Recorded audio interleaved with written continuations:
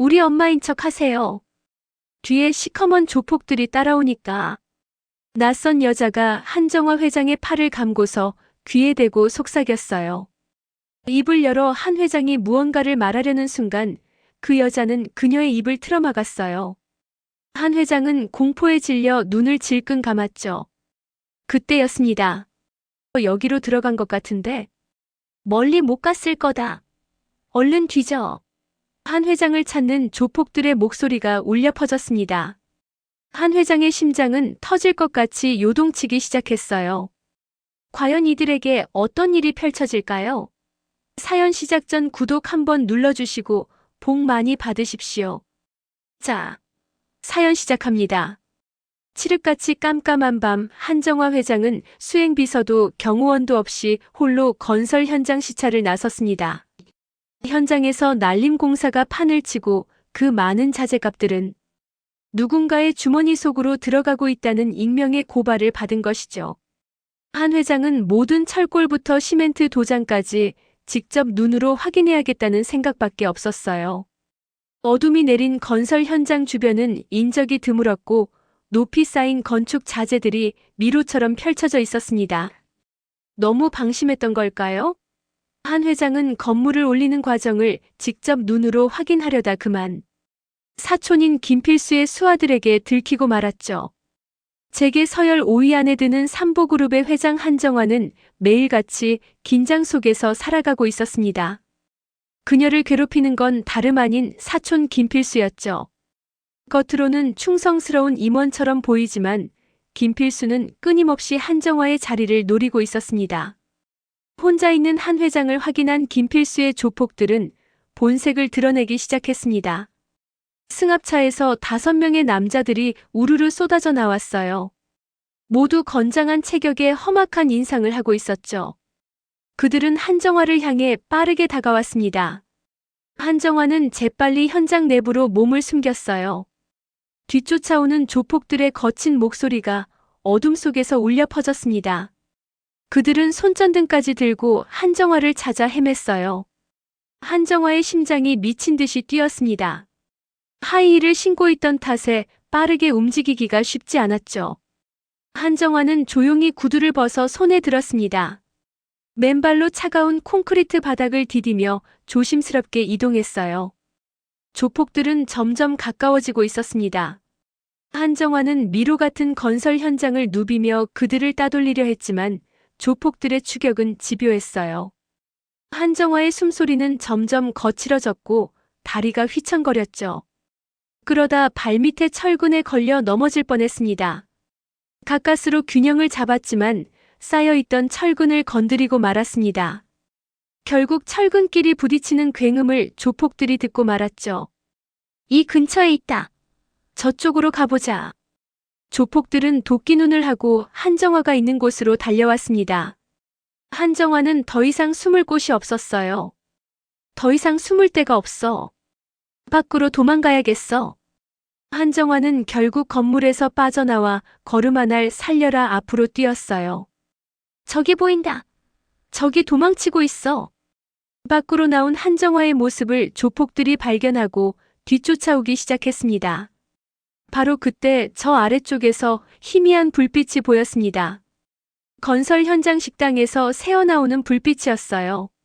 한정화의 발걸음은 마지막 힘을 다해 그곳으로 향했습니다. 뒤에서 조폭들의 구둣발 소리가 점점 가까워져 왔어요. 한정화는 죽으림을 다해 식당 쪽으로 달려갔어요. 숨이 가빠지고 온몸이 땀으로 흠뻑 젖었어요. 바로 그때 식당 문이 열리며 한 젊은 여자와 마주쳤어요. 20대로 보이는 앳된 그 여자는 식당 일을 마무리하고 나오는 참이었습니다. 정수민이었죠. 수민은 헐떡이며 맨발로 서 있는 한정화를 보고 깜짝 놀랐어요. 한정화의 다급한 표정과 뒤에서 들려오는 위협적인 목소리를 듣고 즉시 상황을 파악했습니다. 수민은 주저없이 한정화의 손을 잡았어요. 이쪽으로 빨리요. 수민은 한정화를 식당 안으로 끌고 들어갔습니다. 그리고 재빨리 문을 잠갔죠. 나이도 많은 여자가 뭔 달리기가 그렇게 빨라. 이쪽으로 들어간 것 같았는데 조폭들이 거친 숨을 몰아쉬며 식당 앞에 도착해 문을 두드리기 시작했어요. 수미는 침착하게 한정화를 식당에 딸린 뒤쪽 작은 방으로 안내했습니다. 수미는 재치 있게 행동했습니다. 한정화를 숨긴 뒤 다시 식당 홀로 나가 불을 환하게 켰어요. 그리고 여러 명이 있는 것처럼 큰 소리로 말했습니다.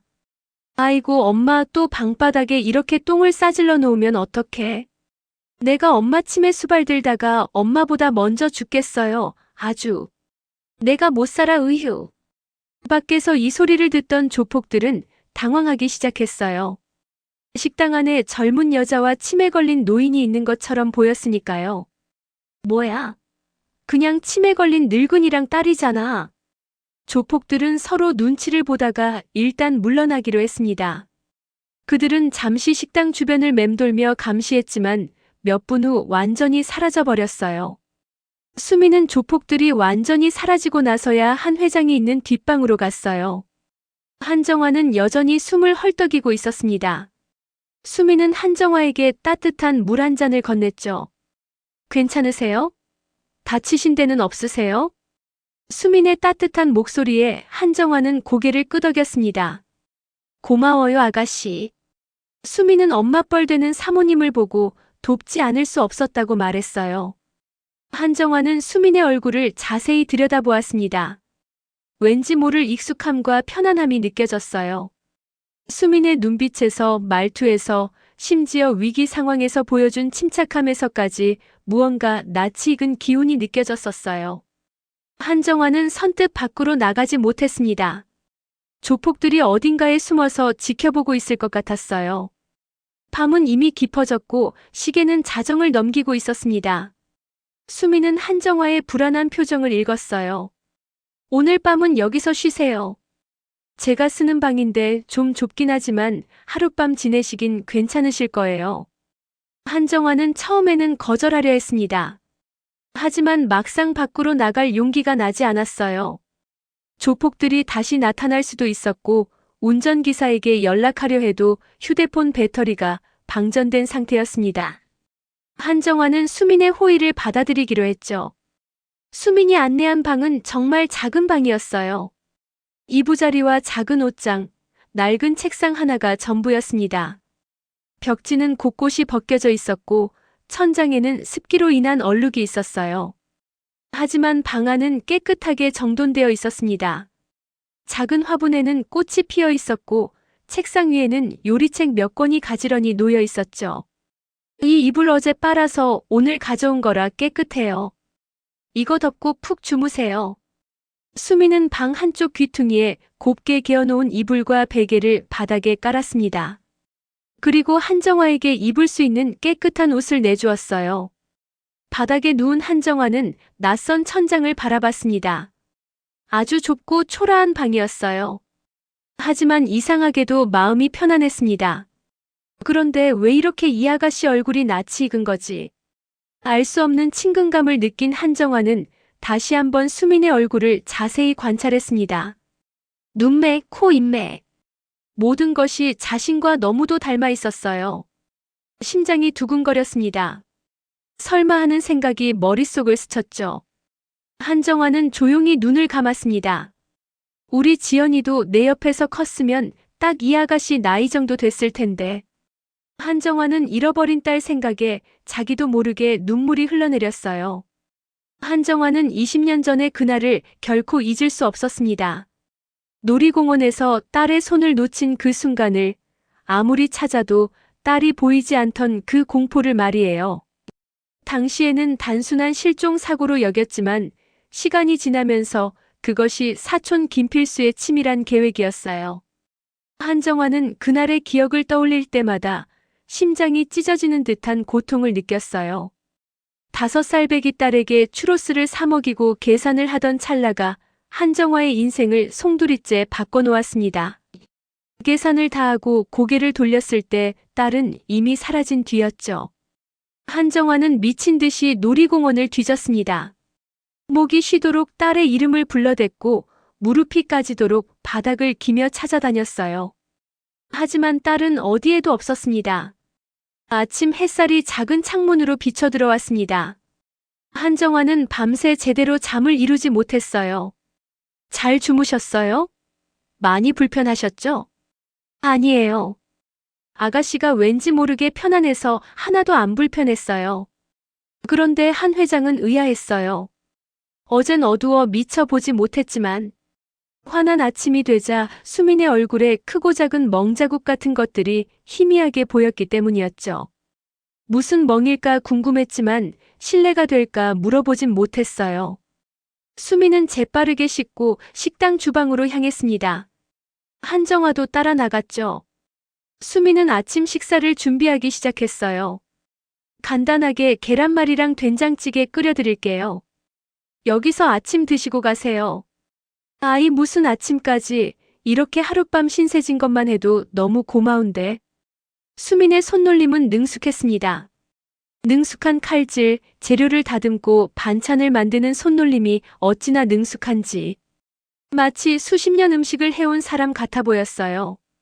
수민은 정성스럽게 상을 차려 한정화 앞에 놓았습니다. 김이 모락모락 나는 된장찌개와 노릇노릇한 계란말이, 신선한 나물 반찬 듯, 그리고 갓 지은 하얀 쌀밥이었어요. 한정화는 숟가락을 들었습니다. 된장찌개 한 숟가락을 떠서 입에 넣는 순간 한정화의 눈이 커졌어요. 이 맛. 한정화는 놀라움을 감추지 못했습니다. 이 된장찌개의 맛은 자신의 어머니가 끓여주시던 그 맛과 너무도 흡사했어요. 된장의 농도, 야채의 배합, 심지어 바지락을 넣어 국물 맛을 내는 것까지 말이죠. 아가씨 누구한테 이 된장찌개 만드는 거 배웠어요? 한정화가 떨리는 목소리로 물었습니다. 수민은 수줍게 웃으며 대답했어요. 아니에요. 그냥 제 느낌대로 만든 건데. 맛이 이상한가요? 아니에요. 너무 맛있어요. 한정화는 눈물이 날 것 같았지만 태연한 척 밥을 먹었어요. 그리고 계속해서 밥을 먹으며 수민을 관찰했죠. 봉긋한 이마, 진한 눈썹, 작은 코와 입술. 마치 자신의 젊은 시절 사진을 보는 것처럼 느껴졌어요. 그리고 수민은 왼손잡이였어요. 한정화도 왼손잡이였죠. 식사를 마치고 수민이 설거지를 하는 동안 한정화는 수민에게 말을 걸었습니다. 수민 씨, 나이가 어떻게 돼요? 25이에요. 한정화의 심장이 쿵 내려앉았습니다. 25이면 20년 전 잃어버린 딸 지연이와 같은 나이였기 때문이었어요. 한정화는 떨리는 목소리를 억누르며 조심스럽게 물었습니다. 부모님은 어디 있어요? 혼자서 지내는 거야?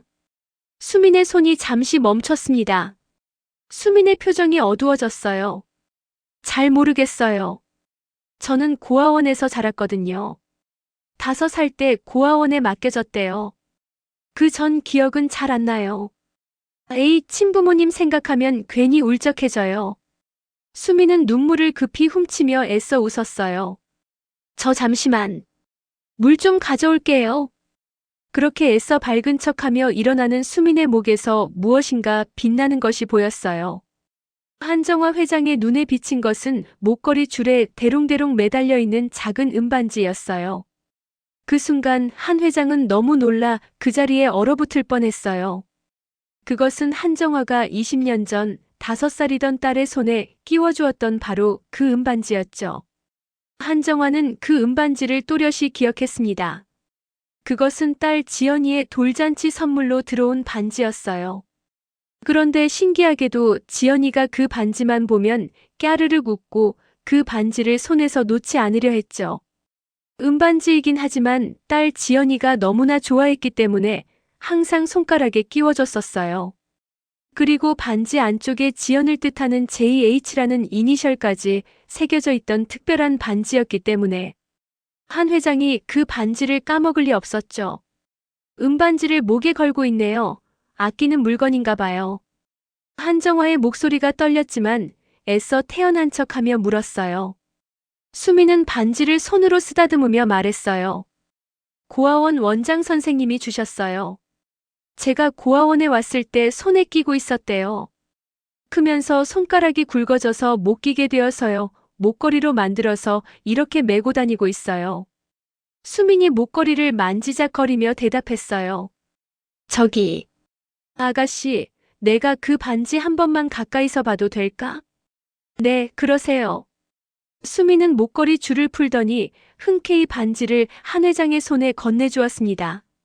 한 회장은 떨리는 손으로 반지를 받았어요. 그리고는 그 반지를 자세히 들여다보았죠. 반지 안쪽에 정확히 새겨진 이니셜 JH. 한정화는 더 이상 참을 수 없었어요. 눈물이 볼을 타고 흘러내렸습니다. 한정화는 급히 고개를 돌려 수민이 보지 못하게 눈물을 닦았죠. 괜찮으세요? 왜 우세요? 수민이 놀라며 물었습니다. 한정화는 억지로 미소를 지으며 대답했어요. 아니야. 미안해요. 나이 들면 이렇게 눈물이 많아져. 주책이야 정말. 애써 웃으며 한정화는 수민의 얼굴을 다시 한번 자세히 들여다봤습니다. 이제는 확신이 섰어요. 눈앞에 있는 이 여자 수민이 자신이 20년간 찾아 헤맨 친딸임을 말이죠. 반지, 나이, 고아원에 맡겨진 시기, 그리고 무엇보다 이 아이에게서 느껴지는 피를 나눈 듯한 친밀감까지 모든 것이 증명하고 있었습니다. 한정화는 당장이라도 수민을 끌어안고 싶었습니다. 내가 네 엄마야라고 외치고 싶었어요. 20년간 너를 찾았다고, 미안하다고, 사랑한다고 말하고 싶었죠. 하지만 한정화는 그러한 감정을 꾹 눌렀어요. 지금 성급하게 진실을 밝히면 오히려 수민이 혼란에 빠질 것 같았어요. 게다가 김필수가 이 사실을 알게 되면 수민이 위험에 처할 수 있었습니다. 한정화는 마음을 가라앉히고 조용히 물었습니다. 그 반지, 정말 소중한 건가 보네요. 이 반지요? 제 유일한 보물이에요. 남편하고 시어머니도 은반지라서 가만히 놔뒀지, 이게 금반지였다면 아마 진작 뺏어서 팔아버렸을 거예요. 아니, 이렇게 앳돼 보이는데 아가씨 벌써 결혼했어? 한 회장이 놀라서 물었어요. 그게 사실 2년 전에 거의 팔려오다시피 결혼했어요. 괜히 부끄러운 듯 수미는 얼굴을 살짝 붉혔어요. 왜요? 시부모님이랑 남편이 잘 안 해줘? 수미는 대답 대신 슬픈 미소만 지어 보였어요. 웃고 있지만 그 얼굴은 세상에서 가장 슬퍼 보였어요. 한 회장은 아까 발견한 수민의 몸에 있는 크고 작은 멍들에 대해 대충 짐작할 수 있었죠. 그때였어요. 식당 문이 거칠게 열리며 이주영이 들어섰습니다. 이년아, 돈 내놔. 이주영이 고래고래 소리를 질렀습니다. 비틀거리는 걸음걸이, 풀어 헤쳐진 셔츠, 그리고 소주 냄새가 진동했어요. 밤낮 가리지 않고 술을 마셨으니까요. 수미는 아차 싶었습니다. 아무에게도 이런 부끄러운 모습을 보이고 싶지 않았기 때문이죠. 수민의 눈은 금세 두려움으로 흔들리고 있었습니다. 잠시만요. 수민은 재빨리 밖으로 나가 남편 이주영에게 갔습니다. 집에 가서 얘기해요. 손님이 있어요. 이주영의 손이 수민의 팔을 비틀었죠. 뼈가 으스러지는 듯한 통증이 팔뚝을 타고 올라왔습니다. 돈 어디 있냐고. 고래고래 소리를 지르는 이주영의 목소리를 혹여나 한 회장이 들을까 수민은 통증을 참으며 이주영을 달랬죠. 그러자 그의 주먹이 수민의 옆구리를 가격했어요. 이게 어디서 나보고 이래라 저래라야. 수민은 신음을 삼키며 테이블에 몸을 지탱했습니다. 방 안에 있던 한 회장은 당장이라도 뛰쳐나가 이주영의 머리통을 날려버리고 싶은 것을 간신히 참고 듣고만 있었습니다. 지금 당장 아무것도 할 수도 없는 상황이었으니까요. 제게 서열 5위 안에 드는 한정화 회장이었습니다. 딸을 위해 아무것도 할 수 없는 자신이 너무 무능력하게 느껴졌습니다. 한 회장의 분노는 더욱 더 극에 달했어요. 저 나쁜 놈이 내 딸을 감히. 그래, 정확한 타이밍에 완벽하게 복수해주마. 방 안에서 한 회장은 이를 갈며 감정보다 이성을 찾으려 애썼어요. 지연아, 조금만 기다려 엄마가 곧 구해줄게.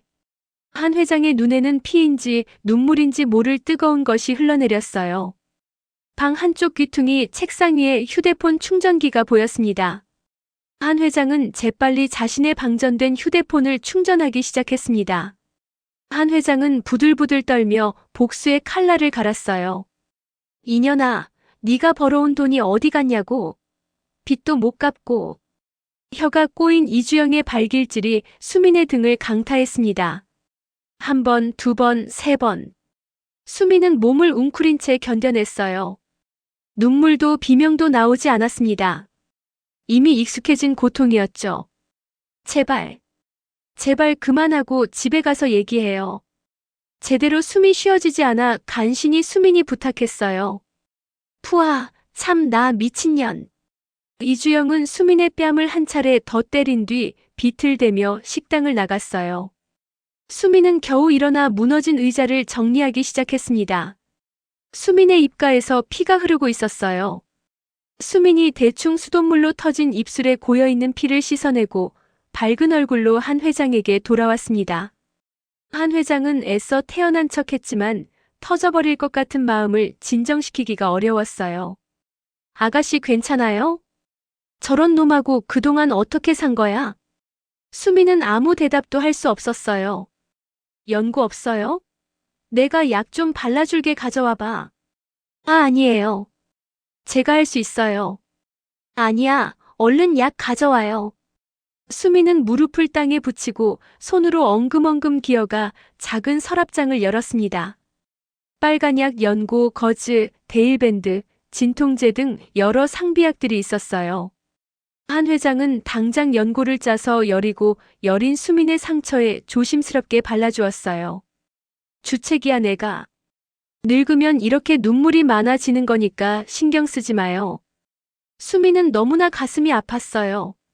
자신의 비참한 상황도 그렇지만 한 회장이 우는 것을 보니 마치 엄마의 사랑을 잠시나마 느낀 것 같아 자신도 눈물이 나왔죠. 그러자 수민은 자신도 모르게 자신의 이러한 비참한 삶을 한 회장에게 털어놓고 말았습니다. 정수민의 삶은 지옥 그 자체였습니다. 남편 이주영은 알코올 중독과 도박 중독으로 제정신으로 살지 못하고 있었어요. 돈이 떨어질 때마다 이주영은 수민을 폭행했습니다. 수민의 몸에는 늘 새로운 멍이 생겼고 오래된 멍은 채 아물기도 전에 또 다른 멍으로 덮였죠. 이제 갈비뼈의 통증쯤이야 아무렇지도 않은 지경이 되었습니다. 남편에게 갈비뼈를 맞은 날은 숨을 쉴 때마다 날카로운 통증이 옆구리를 찔렀지만 수민은 신음 한 번 내지 않았습니다. 폭행을 당한 후에는 언제나 화장실 거울 앞에 선 자신의 모습을 마주했습니다. 언제나 광대뼈 아래로 보랏빛 멍이 번져 있었고 입술 끝은 터져서 딱지가 앉아 있었어요. 수민은 기초 화장품도 제대로 살 수 없었지만 값싼 파운데이션으로 멍을 가리는 기술만큼은 전문가 수준이 되어 있었습니다. 시부모님들은 폭행을 당하는 수민을 보고도 아무렇지도 않아 했어요. 수민을 며느리가 아니라 하녀 정도로 취급했으니까요. 더욱 더 큰 문제는 수민은 이주영과 시부모가 만든 수천만 원의 사채 빚을 혼자 짊어지고 있었어요. 시아버지가 도박으로 만든 빚이 3천만 원, 남편 이주영이 친구들과 어울리며 쓴 사채가 2,500만 원, 시어머니가 유흥비로 끌어다 쓴 돈이 1,000만 원이었어요. 총 6,500만 원이라는 천문학적인 빚이었습니다. 사채업자들은 수시로 찾아와 협박했고 수민은 그들의 욕설과 폭언을 고스란히 받아내야 했습니다. 죄송해요. 그냥 엄마 같은 느낌이 들어서 저도 모르게 말하지 말아야 할 것을 말해버렸어요. 수민은 눈물을 닦으며 말했어요. 수민이 이런 지옥에서 살고 있었다니. 한정화의 가슴이 찢어지는 것 같았습니다. 딸이 그토록 힘든 시간을 보내는 동안 자신은 아무것도 해줄 수 없었어요. 한정화는 주먹을 꽉 쥐었습니다. 이제라도 이 아이를 지켜야 한다고 다짐했죠. 아가씨 이름이 수민이라고 했지? 내 번호 줄게요. 혹시 어려운 일이 있으면 언제든 연락해요. 한정화는 명함을 꺼내려다가 멈췄습니다. 회장이라는 직함이 적힌 명함을 주면 수민이 부담스러워할 것 같았어요. 대신 한정화는 종이에 자신의 개인 전화번호를 적어 수민에게 건넸습니다. 수민은 한 회장이 예사 사람이 아닌 것 같은 느낌을 받았어요. 조폭들에게 쫓기고 있는 것, 그리고 딱 봐도 매우 고급스러운 명품 옷과 가방, 구두를 걸치고 있었으니까요. 이런 분이 자신을 도와주겠다며 번호를 주다니. 그동안 악마 같은 시부모님과 남편과 함께 살며 지옥 같은 삶을 살아왔던 수민은 알 수 없는 위로를 받는 느낌이었어요. 한정화는 수민의 따뜻한 손을 꽉 잡았습니다. 이 손을 절대 놓치지 않겠다고 마음속으로 맹세했어요. 20년 전에는 놓쳤지만 이번에는 절대 놓치지 않을 거라고 마음먹었죠. 한정화는 수민을 보호하고 행복하게 해주고 못해준 20년의 사랑을 되돌려줄 것을 조용히 다짐했습니다. 밖으로 나가며 한정화는 여러 번 뒤돌아봤습니다. 수민은 식당 문 앞에서 손을 흔들고 있었어요. 식당 문이 닫히자마자 한 회장의 눈빛은 북극의 얼음보다 더 차갑게 변해 있었어요. 그녀는 주머니에서 휴대전화를 꺼냈습니다. 아까 수민의 방에서 잠시 충천해둔 덕분에 비서실장에게 전화 걸 수 있었어요. 김 실장, 지금 당장 알아볼 게 있어. 수화기 너머로 비서실장의 긴장된 목소리가 들려왔습니다. 네, 회장님 말씀하십시오. 여기 서진건설 아파트 건설 현장 식당에서 일하는 정수민이라는 여자가 지금 시부모님하고 남편하고 어떻게 사는지 당장 알아봐. 한 회장의 목소리에는 서슬퍼런 살기가 서려 있었습니다. 정수민이라는 여자가 어떻게 결혼했고 관련된 도박빚, 사채업자, 내 딸 아니 정수민이라는 여자한테 무슨 짓을 했는지 하나도 빠짐없이 보고해. 알겠습니다. 즉시 착수하겠습니다. 한 회장은 전화를 끊고 멀리 보이는 수십 동의 아파트 골조들을 내려다보았습니다. 그녀의 머릿속에는 방금 전 수민이가 털어놓았던 끔찍한 사연들이 맴돌고 있었습니다. 수민이가 이주영에게 얻어터지는 소리, 돈 내놓으라고 고래고래 소리 지르는 이주영이 나쁜 놈. 한 회장은 입술을 피가 나도록 깨물었습니다. 감히 내 딸의 앞길을 막아? 내 새끼 눈에서 피눈물을 흘리게 해? 한정화는 주먹을 꽉 쥐었습니다. 이주영 그리고 그놈 애비 애미 네 놈들이 누구든 이 바닥에서 숨도 못 쉬게 만들어주마. 다음 날 아침 삼보그룹 회장실 한 회장은 평소보다 더 냉철한 표정으로 집무실에 앉아 있었습니다. 똑똑 김 실장이 두툼한 서류 봉투를 들고 들어왔습니다. 회장님 지시하신 이주영과 그 부모들에 대한 조사 결과입니다. 한 회장은 말없이 손을 내밀어 서류를 받아들었습니다. 첫 장을 넘기자 알코올 중독으로 얼굴이 시커멓고 눈빛은 썩은 동태 같은 이주영의 사진과 욕심으로 그득한 중년 부부의 사진이 나왔습니다. 이주영과 그 애비라는 사람은 쌍으로 도박 중독입니다. 도박빚도 1억 가까이 되고 그것을 정수민 씨가 식당 일을 하며 조금씩 갚아 나가고 있는데 사채 빚이 만만치 않아 이자만 갚기에도 버거운 상황으로 보였습니다. 그리고 이웃집에 물어보니 밤마다 이주영이 정수민 씨를 그렇게 폭행한다고 합니다. 비명소리가 그치는 날이 없다고 합니다. 한 회장은 가슴이 찢어지는 고통을 느꼈습니다. 수민이가 겪은 이 고통의 시간을 어떻게 보상해 줄 수 있을까? 불쌍한 우리 딸. 그리고 얕은 장난을 쳐서 정수민 씨를 헐값에 사오다 시피해서 아들인 이주영과 결혼시킨 것 같습니다. 정수민 씨가 보육원에서 독립하고 나와 돈도 없고 직업도 없을 때 시어머니라는 작자가 장난 좀 친 것 같습니다. 그리고 더 놀라운 사실은 이주영 이 사람은 이혼남이었습니다. 뭐? 이혼남? 네, 알코올 중독에 도박까지 일삼으니까 전 부인이 견디지 못하고 도망갔다고 합니다. 정수민 씨는 이혼남인 것도 모르고 결혼했다고 합니다. 한 회장은 서류를 책상 위에 내던졌습니다. 짐승만도 못한 놈들. 치밀어 오르는 분노에 한 회장의 어깨가 들썩였습니다. 보육원에서 막 나온 20살짜리 어린 여자의 인생을 송두리째 짓밟아버린 그들의 짐승만도 못한 짓을 가만히 둬선 안 되겠다 결심했습니다. 김 실장, 일단 시어머니라는 작자가 꾸민 사기결혼 죄명으로 콩밥 먹여버려. 그리고 시아버지라는 작자, 그거 불법 도박 냄새가 솔솔 나는데? 불법 도박으로 감방으로 보낼 준비 철저히 해. 그리고 제일 심각한 놈이 이주영 이놈이야. 이놈은 알코올 중독, 폭행, 불법 도박, 이놈은 그냥 감옥에서 평생 썩게 만들어버려. 그리고 경호팀 풀어서 이주영 그놈 정수민 씨가 맞은 거 100배로 두들겨 패. 그럼 회장님 지금 당장 신민재 경찰청장한테 연락하겠습니다. 잔챙이 놈이라 경찰청장한테까지 연락 안 해도 되지만 신중하고 확실하게 처리해서 나쁠 건 없으니까. 한 회장은 최대한 이성적이고 신중하게 일을 마무리할 작정이었습니다. 그리고 경호팀에게 말씀하신 거 지시하겠습니다. 그래 조용히 처리하고 목숨 정도만 살려두도록 해. 예 분부대로 실행하겠습니다.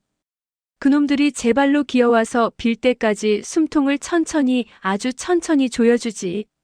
한 회장의 눈빛은 잔혹할 정도로 냉정했습니다.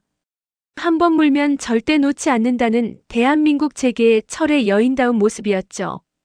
수민이 밤마다 폭행을 당한다는 김 실장의 전원이 자꾸 귓가에 맴돌았습니다. 수민아 조금만 기다려. 엄마가 다 갚아줄게. 네가 흘린 눈물만큼. 아니 그 1000배 만배로 피눈물 쏟게 만들어줄게. 그때였습니다. 책상 위에 놓인 직통 전화기가 요란하게 울렸습니다. 발신자는 김필수였습니다. 한 회장은 잠시 전화기를 노려보다가 가소롭다는 듯 피식 웃으며 수기를 들었습니다. 김상무 무슨 일인가? 아이고 회장님 별일 없으시죠? 아니 요즘 건설 현장에 자주 가신다는 소문이 돌길래 걱정돼서 전화드렸습니다. 특히 거기 식당에 자주 드나드신다면서요? 김필수의 목소리는 기름지고 능글맞았습니다. 한 회장의 눈썹이 꿈틀했습니다. 벌써 내 뒤를 캐고 다니는구나. 걱정. 자네가 내 걱정을 다 하고 해가 서쪽에서 뜨겠네. 그냥 바람 좀 새러 다닌 거야. 에이, 거기가 얼마나 위험한 곳인데. 바람을 새러 가십니까? 혹시 거기 숨겨둔 꿀단지라도 있으신가 봅니다. 김필수가 은근 슬쩍 떠보는 말에 한 회장은 긴장했습니다. 혹시 수민의 존재를 눈치챈 걸까? 쓸데없는 소리. 끝내 한 회장은 전화를 쾅 내려놓았습니다. 심장이 쿵쿵 뛰었습니다. 김필수 이 늙은 너구리 같은 놈이 냄새를 맡은 게 분명했습니다. 수민이가 위험했습니다.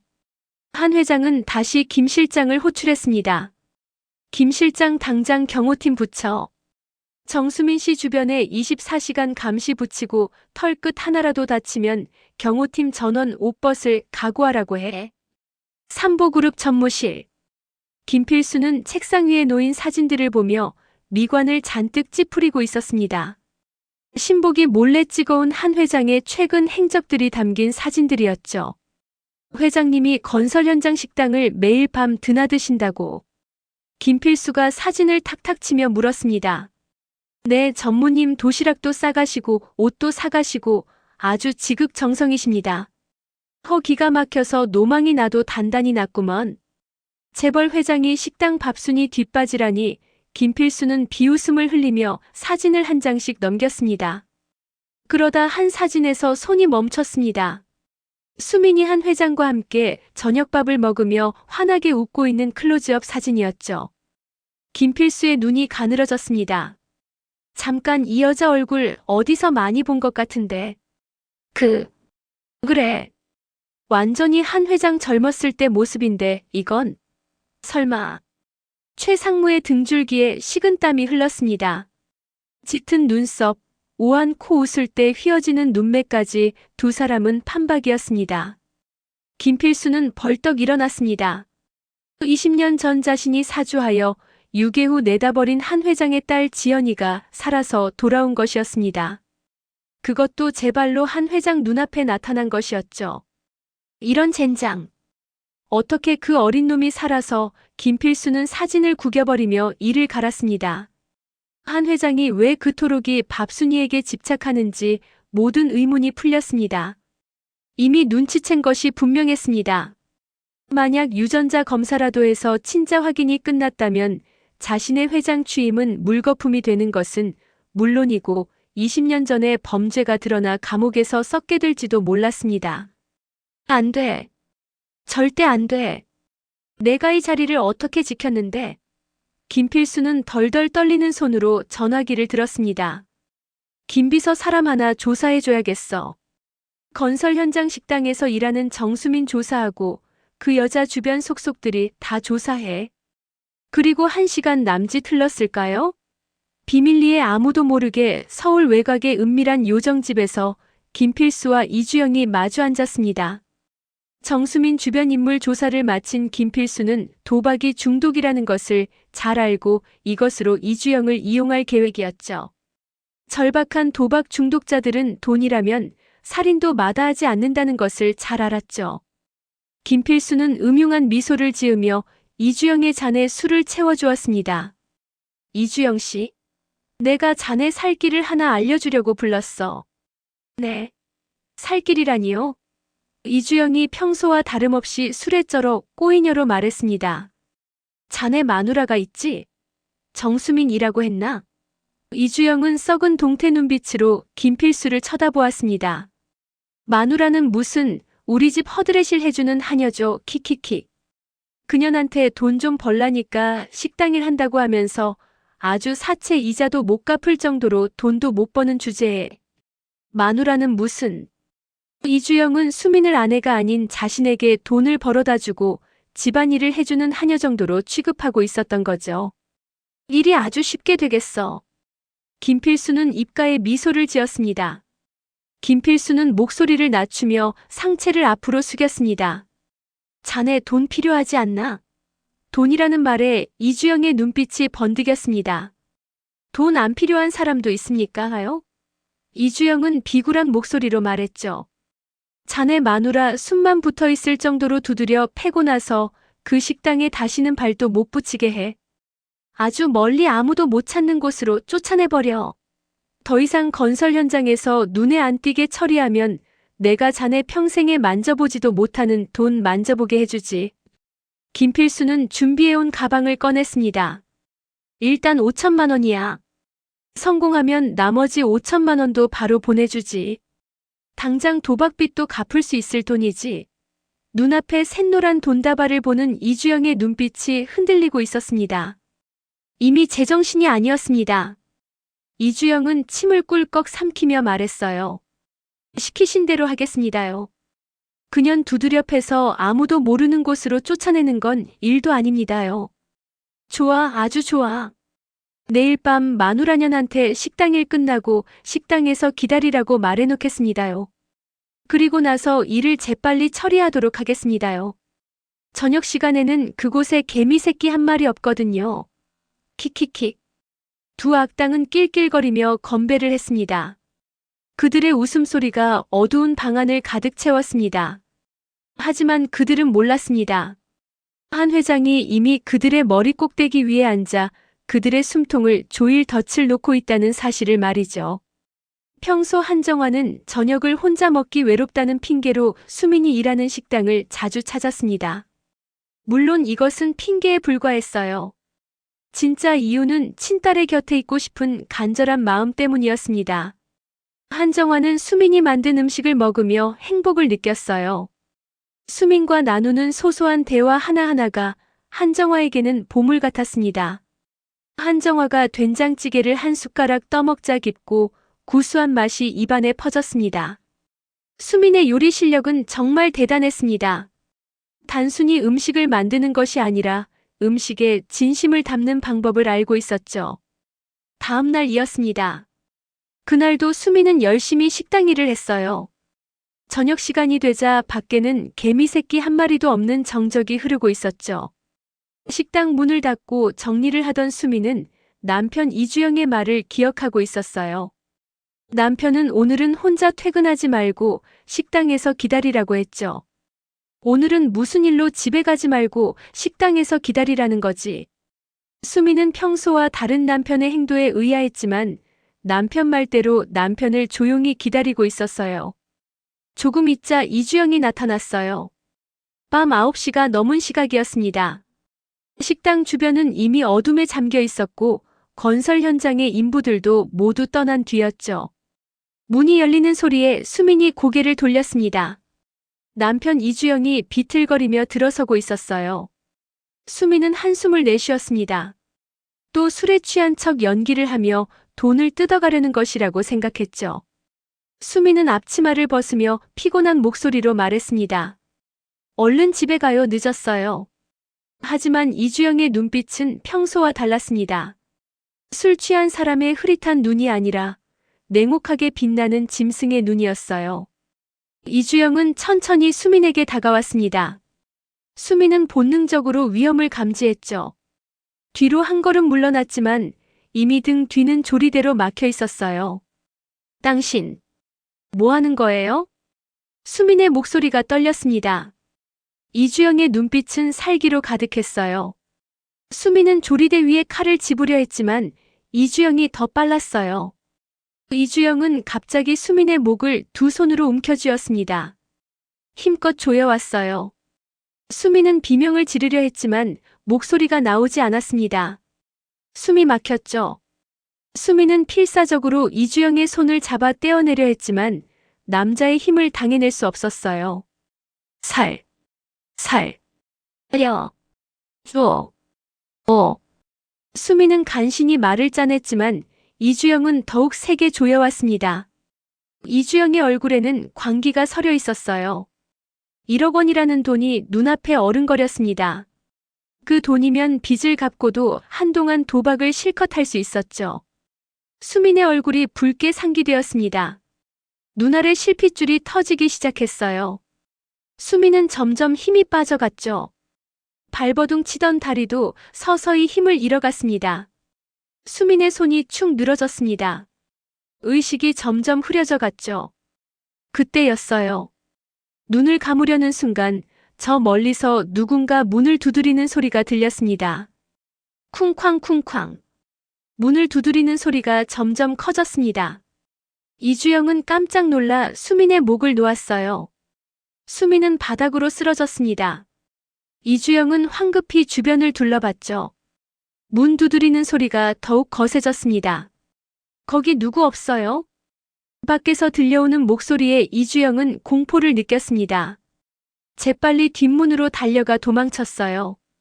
뒷문이 쾅 하고 닫히는 소리가 식당 안에 울렸습니다. 그날 저녁 한정화는 불길한 예감을 떨쳐버릴 수 없었습니다.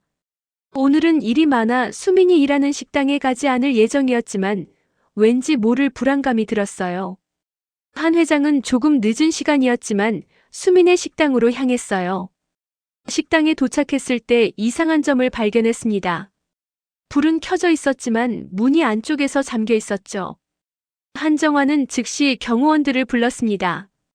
현장 입구에서 검은 양복을 입은 남자들 10수명이 들이닥쳤습니다. 한 회장이 수민을 감시하라고 붙여둔 최정예 경호팀이었습니다. 경호원들이 문을 부수고 들어갔을 때 바닥에 쓰러져 있는 수민을 발견했어요. 뒷문으로 도망간 새끼 무슨 일이 있어도 잡아야 된다. 어서 쫓아가. 재빠른 경호원들 몇몇이 이주영을 뒤쫓았어요. 수민의 목에는 선명한 손자국이 남아 있었습니다. 한정화는 비명을 지르며 수민에게 달려갔죠. 수민은 가까스로 숨을 쉬고 있었지만 의식이 없었습니다.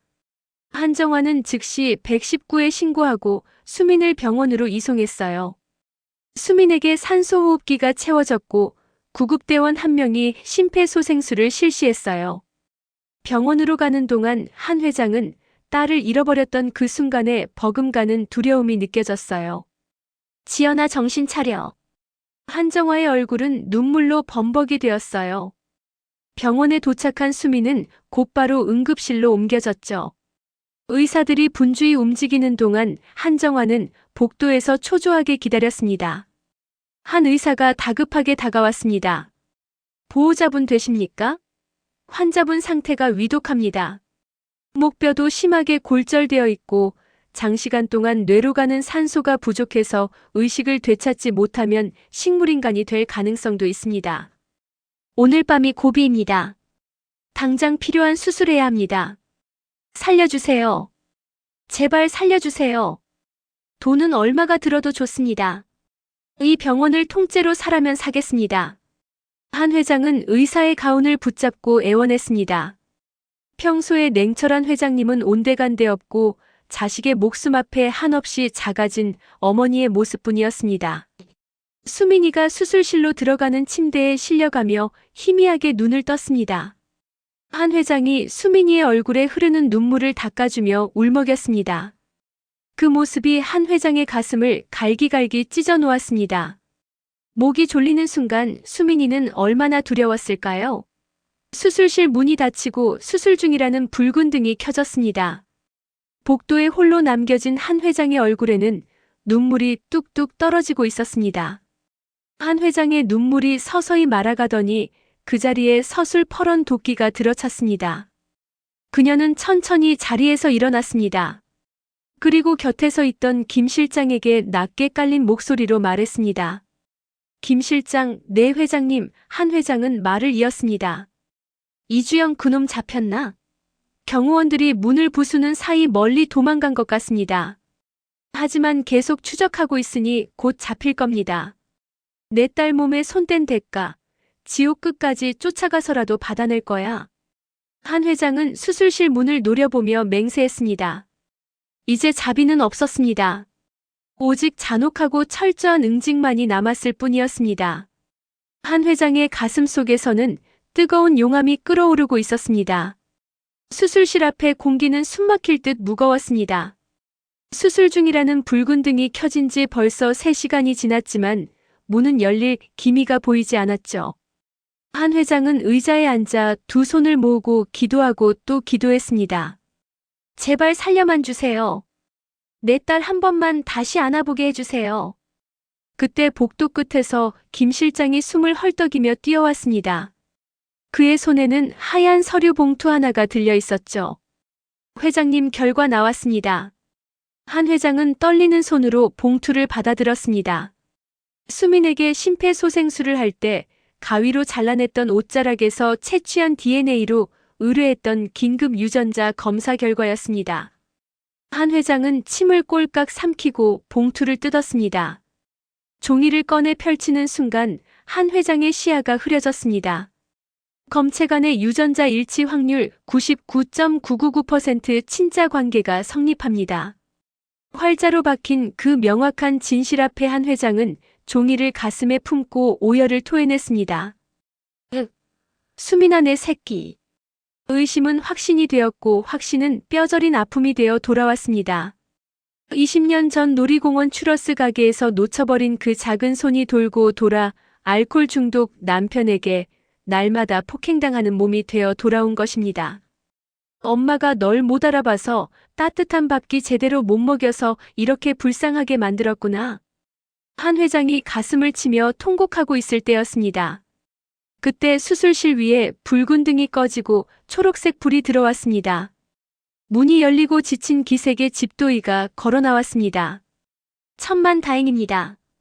조금만 늦었으면 뇌가 영구적으로 손상이 되어 식물인간 상태가 될 뻔했습니다만 다행히 이대로 회복만 하면 정상 상태로 돌아가지 싶습니다. 그렇지만 아직 안심하긴 이릅니다. 절대 안정을 취하셔야 합니다. 감사합니다. 감사합니다. 한 회장은 그 자리에 털썩 주저앉아 펑펑 울었습니다. 안도감과 함께 긴장이 풀려버린 것이죠. 하지만 한 회장의 눈물은 단순히 기쁨의 눈물만은 아니었습니다.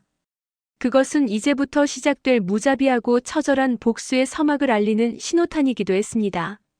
한편 이주영은 경호원들의 추적을 피해 김필수에게로 향하고 있었습니다. 자신의 뒤를 책임져 준다고 했던 김필수를 믿고 도움을 청하러 간 것이었죠. 수민을 죽이려던 계획이 실패로 돌아가자 김필수는 분노로 치를 떨었습니다. 이주영을 마주한 김필수의 얼굴은 분노로 일그러져 있었죠. 빌어먹을 놈. 간단한 일 하나 제대로 못하다니 한심한 놈. 이주영은 변명을 늘어놓았죠. 누군가 문을 두드리는 바람에 일을 끝내지 못했다고 다음에는 반드시 성공하겠다고 말했죠. 김필수는 이주영의 멱살을 잡고 벽에 밀어붙였어요. 다음이라고. 이미 한정화가 눈치챘을 거야. 내 놈 때문에 나까지 위험하게 생겼다 이거야. 김필수는 이주영을 거칠게 밀쳐냈습니다. 이주영은 바닥에 넘어졌죠. 이번에 실패하면 내 놈은 끝이야. 김필수는 이번에는 더 치밀한 계획이 필요했습니다. 이주영에게 중환자실에 누워있는 수민을 완전히 제거하라고 명령했죠. 만약 실패한다면 이주영을 죽여버리겠다는 협박과 함께였어요. 성공하면 9천만 원을 주지. 하지만 실패하면 내가 어떻게 되는지 알지. 이주영은 공포에 질린 얼굴로 고개를 끄덕였습니다. 거에게 돈을 받기 위해 그리고 자신의 목숨을 지키기 위해 다시 한번 범행을 시도하기로 결심했죠. 김필수는 이주영에게 세밀한 지시를 내렸습니다. 김필수는 이번에야말로 완벽한 범죄를 계획했습니다. 이주영은 9천만 원이라는 거액이 눈앞에 아른거렸어요. 그 돈이면 해외로 도피해서 살 자금은 충분히 된다는 판단을 내렸죠. 살인을 저질렀는데 더 이상 한국에서 살기는 글렀다는 생각이었어요. 김필수는 이번에야말로 정수민을 완전히 제거하고 한정화를 무너뜨릴 계획이었어요. 하지만 한정화는 이미 김필수와 이주영의 만남을 감시하고 있었죠. 그리고 수민을 한 번 더 완전히 죽이려는 김필수의 음모를 이미 눈치채고 있었습니다. 한정화는 함정을 파고 그들이 스스로 무덤을 파도록 기다리고 있었어요. 최후의 결전이 다가오고 있었습니다. 김필수의 지시에 따라 이주영은 조심스럽게 병원에 잠입했습니다. 모자를 깊이 눌러쓰고 엘리베이터를 탔어요. 김필수가 알려준 CCTV의 사각지대와 인적이 드문 곳만 골라 걸어갔죠. 이런 방식으로 이주영은 수민이 있는 중환자실 층에 도착했죠. 복도를 조심스럽게 걸으며 수민의 병실을 찾았습니다. 병실 앞에도 경호원이 보이지 않았어요. 이주영은 이상하다고 생각했지만 곧 행운이라고 여겼어요. 밤 늦은 시간이라 사람이 단 한 명도 돌아다니지 않았습니다. 숨소리도 크게 들릴 만큼 주변은 아주 고요했어요. 마른 침을 꿀꺽 삼키며 병실 문을 열고 들어간 이주영은 침대로 다가갔어요. 이것만 떼면 9천만 원이 내 손에. 산소 호흡기를 떼서 바닥으로 던진 이주영은 경악했습니다. 중환자실 병상에 누워있던 수민은 사실 이미 안전한 곳으로 옮겨진 상태였습니다. 병실에 남아있는 것은 마네킹이었죠. 아니 이게 어떻게. 바로 그때였습니다. 사방에서 경호원들이 나타나 이주영을 포위했습니다. 이주영은 도망치려 했지만 이미 늦었어요. 경호원들에게 제압당한 이주영은 바닥에 눌려 꼼짝도 할 수 없었습니다. 한정화가 병실 안으로 들어왔어요. 차갑게 식은 눈빛으로 이주영을 내려다봤습니다. 모든 것이 한정화의 계획대로 그리고 옳은 방향으로 흘러가고 있었습니다. 입원실에 먼저 설치해둔 CCTV에 산소호흡기를 떼는 이주영의 모습도 이미 다 녹화되어 있었죠. 한정화는 침착하게 그리고 낮은 목소리로 경찰에 신고했어요. 그리고 그것은 이제부터 시작될 무자비하고 처절한 복수의 서막을 알리는 신호탄이기도 했습니다. 한 회장은 차갑게 번뜩이는 눈으로 김 실장을 바라보았습니다. 주주 총회장으로 간다. 내 딸 죽이려 했던 놈들 오늘부로 세상 구경 못하게 만들어줄 테니까. 한 회장의 뒤로 서늘한 바람이 불었습니다. 이제 김필수와 이주영 그리고 그 애비 애미가 피눈물을 흘릴 차례였습니다. 아무것도 모른 채 김필수는 정수민이 죽었을 거라고 확신했습니다. 이주영에게서 성공했다는 거짓 연락을 받았기 때문이었어요. 새벽 4시 김필수의 휴대폰에 이주영의 문자가 도착했습니다. 끝났습니다. 김필수는 문자를 보고 만족스러운 미소를 지었어요. 20년 만에 다시 나타난 한정화의 딸을 이번에는 영원히 제거한 것입니다. 하지만 이것은 한정화의 지시였죠. 한정화가 시키는 대로 이주영은 김필수에게 거짓을 전달했죠. 곧 모든 것이 자신의 것이 될 거라는 생각에 김필수는 황홀함을 느꼈습니다. 삼보그룹 회장 자리, 수조 원의 재산, 모든 것이 손에 잡힐 듯 했죠. 김필수는 이사회를 긴급 소집했습니다. 중대한 안건이 있다며 모든 이사들을 불러 모았어요. 이사회 소집 공문에는 회장의 중대한 비리 발각건이라는 제목이 붙어 있었습니다. 며칠 후 삼보그룹 본사 대회의실 긴급 주주총회가 열린 회의장은 무거운 침묵과 긴장감으로 팽팽했습니다. 반상에 선 김필수는 엄숙한 표정으로 마이크를 잡았지만 그 속내는 탐욕으로 번들거리고 있었죠. 주주 여러분, 참담한 심정으로 이 자리에 섰습니다. 김필수가 목을 가다듬으며 연기를 시작했습니다. 한정화 회장님은 최근 심각한 판단력 저하와 정서 불안증을 보이고 계십니다. 회의장 대형 스크린에 한 회장이 거설 현장에서 수민의 식당을 드나드는 사진들이 띄워졌습니다. 보십시오. 회장이라는 분이 회사 일은 뒷전이고 한바집에 드나들면서 식당 밥순이와 히히닥거리며 회사 돈을 낭비하고 있습니다. 주주들이 웅성거리기 시작했습니다. 회장님이 노망 아니 판단력을 잃은 게 분명합니다. 김필수는 수민이 죽었다고 확신하고 있었습니다. 이주영에게서 확실하게 처리했다는 보고를 받았으니까요. 게다가 며칠 전 저 식당 밥순이가 공사 현장에서 사고를 쳐서 주간이 중상을 입었습니다. 그런데 회장님은 저 여자 병원비로 수억을 쓰겠답니다. 김필수가 책상을 내리치며 소리쳤습니다. 이게 말이 됩니까? 개인적인 집착 때문에 주주들의 피 같은 돈을 낭비하는 회장을 더 이상 두고 볼 수 없습니다. 맞습니다. 회의안을 가결합시다. 김필수가 심어둔 바람잡이들이 소리를 지르자 분위기는 순식간에 한 회장 해임 쪽으로 기울었습니다. 김필수는 속으로 쾌재를 불렀습니다. 됐어. 이제 삼보그룹은 내 거야. 한정화, 너는 이제 끝이다. 그는 승리에 도취되어 해임 투표 개시를 선언하려 했습니다. 자, 그럼 한정화 회장 회의안에 대한 투표를 실시하게. 쾅. 그때 회의장 뒷문이 벼락치듯 열렸습니다. 모두의 시선이 문 쪽으로 쏠렸습니다. 또각또각 고요한 회의장에 구두굽 소리가 울려 퍼졌습니다. 한정화 회장이었습니다. 그녀는 평소보다 더 꼿꼿하고 당당한 모습으로 서슬 퍼런 눈빛을 쏘아대며 걸어 들어왔습니다. 그 뒤로 수십 명의 경호원들이 도열의 길을 만들었습니다. 누구 마음대로 내 자리에서 투표를 하나? 한 회장의 차가운 일침에 김필수의 얼굴이 사색이 되었습니다. 그리고 그녀의 옆에는 휠체어에 앉은 정수민이 있었어요. 목에는 붕대가 감겨 있었지만 수민은 분명히 살아 있었습니다. 김필수의 얼굴이 순식간에 창백하게 변했어요. 손에 들고 있던 투표용지가 바닥에 떨어졌습니다. 한정화는 침착한 걸음걸이로 회의실 안으로 들어왔습니다. 경호원들이 수민의 휠체어를 밀어 한정화 옆에 세웠어요. 의사들은 모두 놀란 표정으로 한정화와 수민을 바라봤습니다. 회의실 안의 공기가 순식간에 얼어붙었죠. 헉! 김필수는 귀신이라도 본 듯 비명을 지르며 의자에서 나동그러졌습니다. 정수민 네가 왜 거기서 나와? 살아있었어?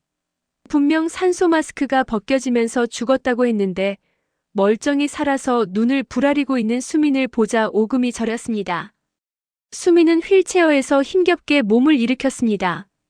목뼈가 골절되어 욱신거렸지만 이를 악물고 두 발로 섰습니다.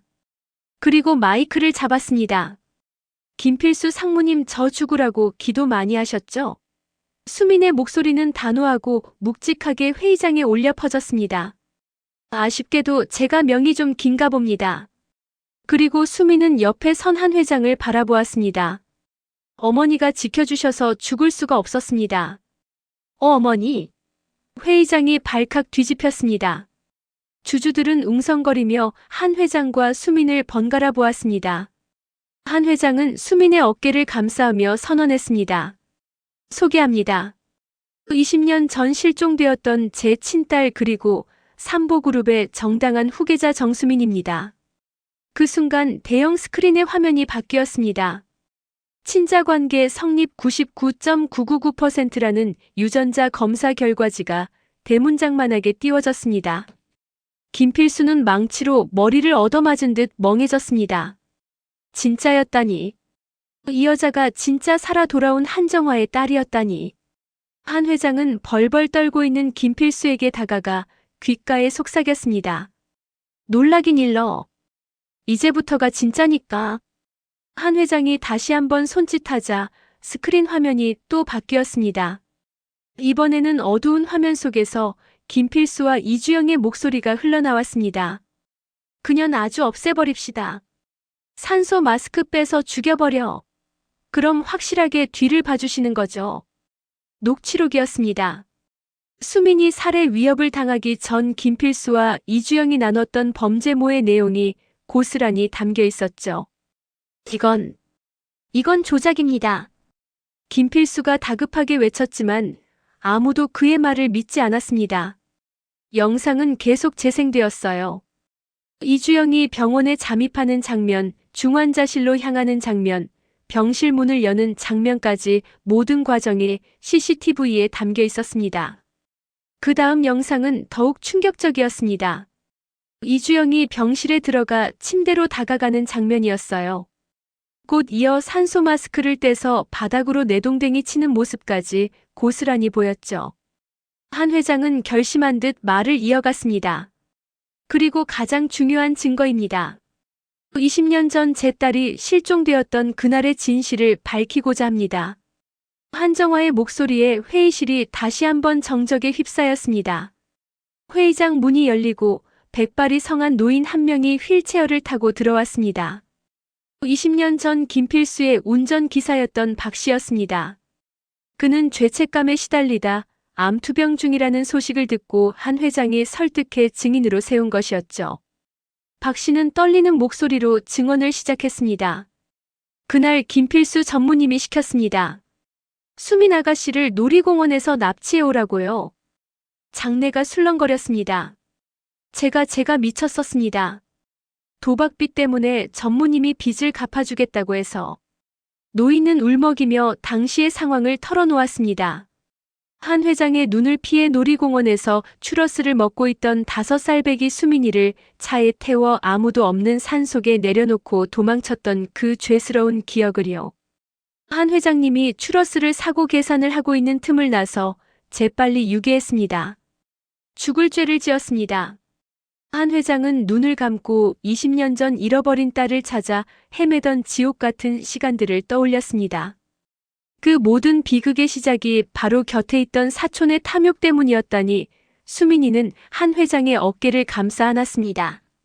어머니 괜찮아요. 저 돌아왔잖아요. 수민이의 따뜻한 목소리에 한 회장은 눈을 떴습니다. 그녀는 박 노인을 바라보며 말했습니다. 당신의 죄는 법이 심판할 겁니다. 하지만 늦게라도 진실을 말해줘서 내 딸이 버려진 게 아니라는 걸 밝혀줘서 그건 고맙습니다. 그것은 한 회장이 베풀 수 있는 최대한의 용서였습니다. 모든 진실이 밝혀졌습니다. 그 아이가 바로 여기 있는 정수민입니다. 제 친딸이자 삼보그룹의 정당한 상속인입니다. 한정화는 휠체어에 앉은 수민의 어깨에 손을 올렸습니다. 수민은 눈물을 흘리며 고개를 끄덕였어요. 20년 만에 친어머니를 찾은 감격과 자신을 괴롭힌 모든 진실이 밝혀지는 안도감이 뒤섞인 눈물이었습니다. 바로 그때 회의실 문이 열리며 경찰들이 들어왔습니다. 형사들은 김필수에게 다가갔어요. 경찰은 김필수 앞에 서서 체포영장을 제시했습니다. 김필수 씨 살인교사, 유괴, 문서 위조, 배임, 뇌물공여 등의 혐의로 체포합니다. 그리고 이주영 씨도 모든 걸 자백했으니 서로 가서 얘기합시다. 김필수는 절규하며 항변했습니다. 자신은 억울하다고 모든 것이 조작이라고 소리쳤죠. 하지만 경찰은 단호하게 김필수에게 수갑을 채웠습니다. 차가운 쇠고랑이 손목을 조이는 순간 김필수는 자신의 모든 야망이 무너지는 것을 느꼈어요. 한정화, 당신이 이렇게. 김필수가 한정화를 향해 악을 쓰며 소리쳤지만 한정화는 차갑게 그를 내려다볼 뿐이었습니다. 경찰에게 끌려가는 김필수의 뒷모습을 한정화는 끝까지 지켜봤어요. 20년간 자신과 딸을 괴롭혔던 악마가 마침내 심판을 받는 순간이었습니다. 회의실 문이 닫히며 김필수가 완전히 사라졌습니다. 남겨진 이사들은 충격에서 벗어나지 못한 채 서로의 얼굴만 바라봤어요. 한정화는 천천히 돌아서서 이사들을 바라봤습니다. 그녀의 눈빛에는 회장으로서의 위엄과 어머니로서의 강인함이 동시에 담겨 있었습니다. 정의는 늦게나마 실현되었습니다. 이사회가 끝난 후 한정화는 수민을 자신이 일하는 회장실로 데려갔습니다. 서울 시내가 한눈에 내려다 보이는 넓은 공간이었어요. 한정화는 수민의 휠체어를 창가로 밀고 갔습니다. 두 사람은 나란히 서서 도시의 풍경을 바라봤죠. 미안해, 수민아. 엄마가 너를 지켜주지 못해서. 한정화는 수민을 껴안으며 눈물을 흘렸습니다. 20년간 참아왔던 슬픔과 그리움, 미안함이 한꺼번에 터져나왔어요. 수민도 한정화의 품에 안겨 울었습니다. 평생 엄마를 그리워했던 시간, 외로웠던 순간들, 고통스러웠던 기억들이 눈물과 함께 흘러나왔죠. 한정화는 수민을 위해 최선을 다해 보살폈습니다. 최고의 의료진을 불러 수민이가 완쾌되도록 치료하게 했어요. 물리치료사와 심리상담사도 배치했습니다. 수민이 겪은 트라우마를 치유하는 데는 시간이 필요했죠. 한정화는 매일 수민 곁을 지켰습니다. 이주영은 살인 미수와 폭행 혐의로 구속되었습니다. 시부모는 불법 도박, 사채 사기와 횡령 혐의로 조사를 받았어요. 이에 더해 시엄마는 사기 결혼 혐의로도 조사를 받았죠. 그들이 수민에게 떠넘긴 빚은 모두 한정화가 처리했습니다. 사채업자들도 불법 추심 혐의로 처벌받았죠. 한정화는 수민을 괴롭혔던 모든 사람들이 법의 심판을 받도록 했습니다. 2달이 지나자 수민의 몸 상태가 많이 회복되었습니다. 휠체어에서 벗어나 걸을 수 있게 되었어요. 무엇보다 수민의 표정이 밝아졌죠. 더 이상 두려움에 떨지 않았고 밤마다 악몽에 시달리지도 않았습니다. 그리고 수민은 날마다 한 회장에게 맛있는 요리를 직접 해주었어요. 건설 현장 식당에서 일하며 쌓은 실력이었지만 수민의 요리는 전문가 수준이었습니다. 단순히 맛있는 음식이 아니라 먹는 사람의 마음을 따뜻하게 만드는 음식이었죠. 수민아, 네가 만든 음식 맛은 뭔가 특별해. 한정화는 수민에게 제안했습니다. 삼보그룹 내 외식 사업을 맡아달라고요. 수민은 처음에는 망설였습니다. 자신에게 그럴 능력이 있을지 확신이 서지 않았어요. 하지만 한정화는 수민을 격려했습니다. 내가 만드는 음식에는 진심이 담겨 있어. 그게 가장 중요한 거야. 한정화의 격려로 수민은 용기를 냈죠. 한정화는 최고의 경영 컨설턴트와 요리 전문가들을 불러 수민을 도왔습니다. 수민은 빠르게 외식 사업에 대해 배워나갔어요. 원래 가지고 있던 요리 실력에 경영 지식까지 더해지자 수민은 놀라운 성과를 보여주기 시작했습니다. 6개월 후 수민이 직접 메뉴를 개발하고 운영하는 레스토랑 체인이 론칭됐습니다. 레스토랑의 이름은 따뜻한 집이었어요. 수민이 평생 그리워했던 그리고 이제 찾은 그 따뜻함을 담은 이름이었습니다. 오픈 첫날부터 레스토랑은 대성공을 거뒀습니다. 입소문이 퍼지면서 예약이 몇 달씩 밀려 들어왔죠. 외식 사업은 대박이 났고 삼보그룹의 새로운 성장 동력이 됐습니다. 1년 만에 10개 매장으로 확대되었고 2년 후에는 해외 진출까지 논의되었어요. 수민은 뛰어난 사업가로 성장해 갔습니다. 한정화와 수민은 함께 회사를 이끌며 행복한 시간을 보냈어요. 이사회 회의에 함께 참석하고 중요한 결정을 함께 내렸습니다. 수민은 빠르게 배우며 한정화의 든든한 후계자로 자리 잡았죠. 잃어버렸던 20년을 되찾듯 두 사람은 매일 감사하며 살아갔습니다. 한정화는 이제 더 이상 외롭지 않았어요. 곁에 딸이 있었고 함께 나눌 미래가 있었습니다. 수민도 마찬가지였죠. 평생 그리워했던 엄마를 찾았고 진정한 가족의 의미를 알게 되었습니다. 20년의 어둠이 지나고 마침내 빛이 찾아왔습니다. 그리고 그 빛은 앞으로 영원히 두 사람을 비출 것이었습니다.